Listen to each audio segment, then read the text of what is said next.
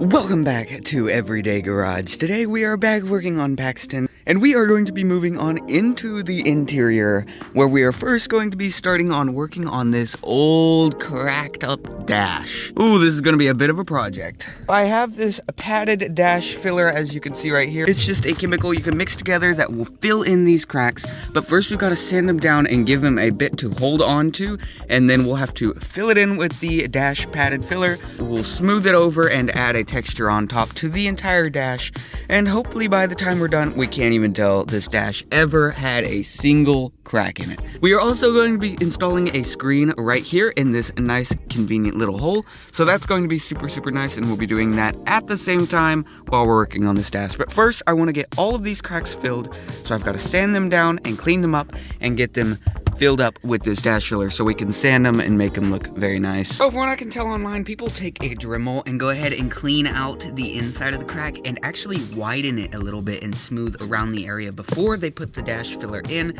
and that is just to give it a little bit more bite to hold on to the dash. So I'm gonna get started with that. I have several different tips I can try out over here, so I'll figure out what does best, and I'll update you along the way. So it's time to get in here and start sanding these cracks down, and hopefully by the time we're done, you won't even know they were ever there. Let's get on it. I was able to get a nice little start before my Dremel died, so I'm gonna get back on it. But as you can see here, that is very sharp, and this has a little bit of an edge to it now along there. It's a lot softer, and it should allow this filler stuff to hopefully go in there and look smoother. I also noticed, see how right there on the top there, it's kind of squished together, which made it kind of like come up and out, which makes it not look level. So I also need to, when I'm sanding, hopefully smooth that out. Hopefully I can get all that smoothed out, and once I have this crack finished with the sanding and stuff, I'll go over how I did it and try to explain a little better. I mixed some up there, kind of weird looking. I think I put too much hardener because it hardened really fast, like 30 seconds,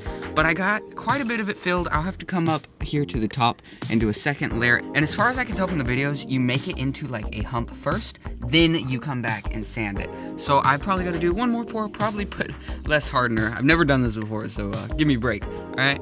But I'll do one more mix after this has dried, and then we'll come back and sand it and see if it's gonna work or not. Here's after the second coat of the filler. I got it all the way down to the bottom and all the way at the top. As you can see, it's kind of bulging out like those videos I watched told me to. It's got a little bit of a hump. That way I can sand it smooth. It gives me a little extra to work with. But I'm pretty sure that this is gonna work. We've gotta let it dry for 20 to 30 minutes, the direction says. Then I can come back out here with some high grit sandpaper and see if I can smooth this down. I'll keep you updated. Second pour hardened, and I came back and started sanding using some 220 grit sandpaper. I'm using a mix of my sander, the Dremel with a sanding bit on it, just like this, as well as using a sanding block and a little bit of just using my good old hand to get in the smaller areas. It's very smooth and flush. There are some areas like right here where I'm gonna come back and add just a little bit more and smooth those areas out, because there was such a bump there that I had to sand so much off that it started to mess with inside. So I'm gonna come back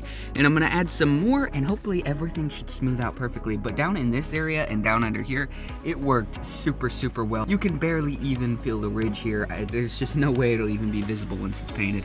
This is going to look fantastic. So I'm gonna add that second pour and do some sanding, and I'll show you what it looks like when it's done. Okay, after 4 different layers and lots of sanding, this is what we have, and it is in pretty fine shape. I can barely even feel it with my finger, just in a few little areas, but I'm pretty happy with this, especially when we go over with the primer.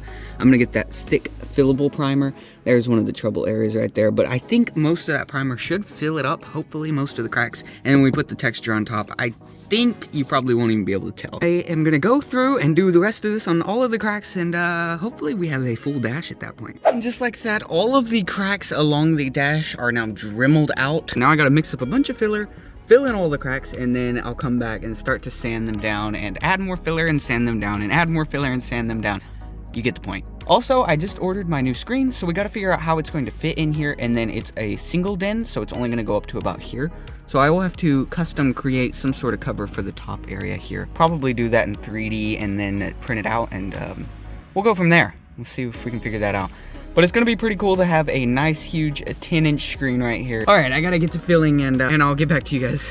when we've got all these done. I believe I got the dash completely refined the way I like it. It seems very, very nice and smooth. Got some paint. It's called Hammered Textured by Rust-Oleum. I'm going to try it out. It's got that texture sort of like vinyl. I'm going to spray over top the whole dash with a primer first. Then I'm going to come over with this hammered, but it is kind of shiny, so I'll probably come back over with a matte black look to dull it down like a dash should look. But the biggest event for the day, I got the screen in, and this thing is epic. It's a floating screen, so it moves around. It also came with a backup camera, so we will be installing that back at the back of the car. But this thing looks sick. I've got to finish up the dash, spray painting everything, and I have to build some sort of cover for the back here. It'll go along the top, most likely, and might even hook into this side piece here. We'll see. I gotta make that look nice and factory, though. Hopefully I can do that. Oh, it's time to get painting. Let's do that right now. Okay, so first coat of that primer is in, and most of it is looking really, really nice. However, there are a couple little spots right along there and there where you can see where the cracks are.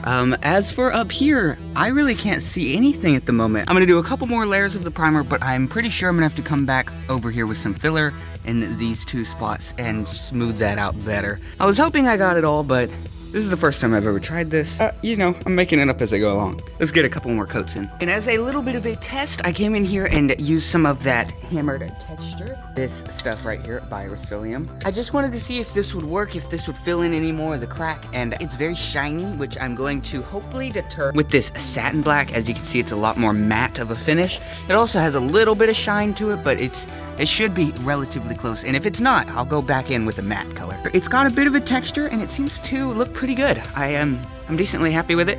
I still have to do with the rest of the dash, and I still have to fix those little problem spots, but it's getting there.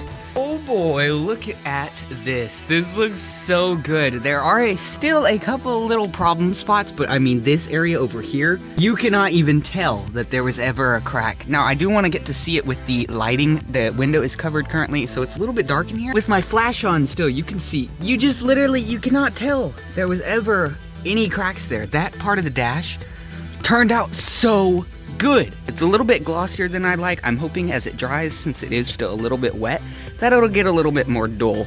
I did use this ultra matte, so it should get more dull as it dries, but if not, I can come back with something else and hopefully get it even a little bit more dull. And after several weeks, this is now what it looks like. There is not a single crack on the dash. Now, that's not to say it's perfect by any means, but I am super, super pleased, and it saved me like $1,000 on this dash. And as you can see here, I've got a bit of a bonus for you. We can go ahead and push this in.